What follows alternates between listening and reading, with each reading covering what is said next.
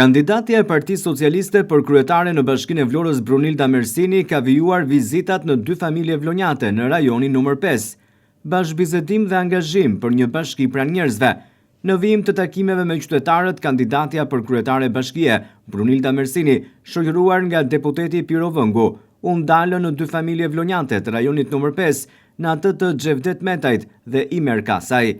Gjatë bisedës me antarët e familjeve u ndan përvoja të përditshme, sfidat me shërbimet publike, por edhe pritshmëritë për një bashki që dëgjon, kupton dhe vepron me përgjegjësi për çdo qytetar. Kandidatja Mersini theksoi se këto takime janë thelbësore për të kuptuar më afër realitetin e familjeve vlonjate dhe për të ndërtuar politika që burojnë nga nevojat reale të komunitetit.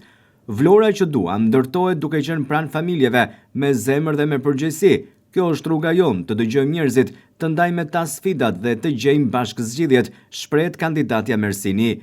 Vizita në këto familje vlonjate është pjesë e turit të takimeve në terren, ku kandidatja Mersini po zhvillon kontakte të drejtpërdrejta me banorët në çdo lagje dhe njësi administrative, sipas vizionit të saj për një bashki të hapur, më të kujdesshme dhe më afër qytetarëve.